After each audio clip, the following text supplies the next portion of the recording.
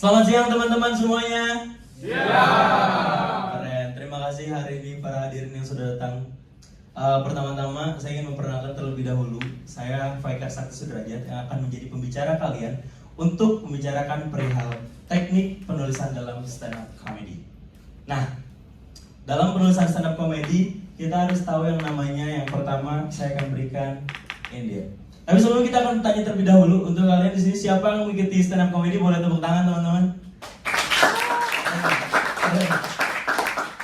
Lumayan banyak ternyata teman-teman yang menyimak stand up comedy ya, hebat sekali. Coba kalau dari masnya siapa namanya, boleh? Patrick. Mas Patrick ngikutin stand up comedy dari kapan? Ya baru setahun belakangan inilah. Baru tahun belakangan ini. Apakah punya idola dalam berkomedi atau stand up comedy idola dari Mas Patrick? Idolanya umum sih Mas Panji. Panji Pragiwaksono. Iya. Basic. Tapi tepuk tangan boleh buat Mas Patrick, teman-teman. Cukup basic ya pemilihan idola dari Mas Patrick.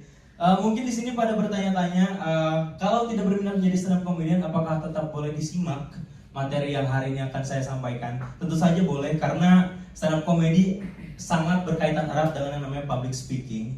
Karena yang kita ketahui adalah public speaking erat sekali dengan berbicara depan banyak orang, sama halnya dengan stand up comedy. Next, kita akan masuk ke materi yang pertama, yaitu adalah topik.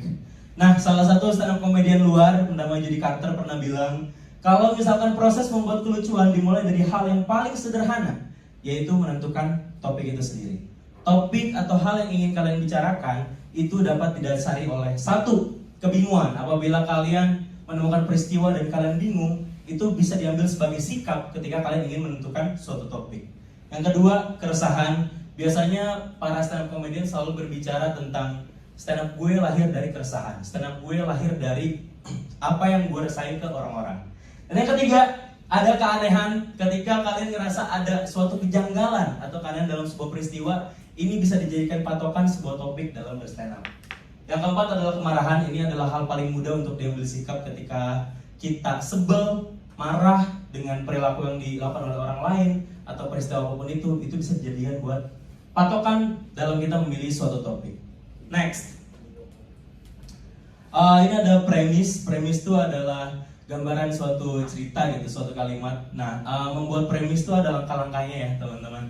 Yang pertama adalah the universal truth. Seperti yang bisa kalian baca, the universal truth adalah premis yang baik, adalah premis yang didasari oleh kebenaran. Sebenarnya sering terjadi juga sih premis orang mengarang gitu. Cuma sebetulnya itu semua didasari oleh yang namanya kebenaran terlebih dahulu. Premis yang didasari oleh kebenaran biasanya lebih mempunyai khas ketika dibawakan, karena itu didasari oleh keresahan dia sendiri.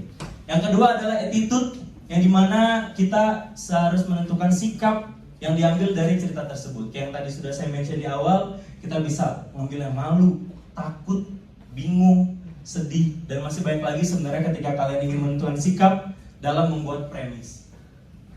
Nah, ini paling pentingnya dalam berstand up, tentu saja kita harus punya setup gitu. Sebenarnya setup adalah proses kita untuk ke punchline, teman-teman. Nah, yang kita lihat di sini, setup harus fokus ke satu topik dan masuk akal. Artinya orang-orang yang mendengarkan harus tahu betul dan bisa relate dengan itu. Dan yang kedua, setup menggiring ke hal yang lucu, tapi sebetulnya tidak harus lucu. Yang penting dari setup adalah ada gue taruh di poin terakhir, setup harus believable gitu. Jadi setup harus bisa dipercaya sama orang, setup harus membuat orang ingin mendengarkan kita gitu. Jadi kurang lebih seperti itu di bagian setup. Penting, setup merupakan jantung dalam stand up comedy ya. Karena biasanya punchline yang tebel kalau tidak dibarengi oleh setup yang baik tidak berarti apa-apa, bahkan bisa tidak lucu.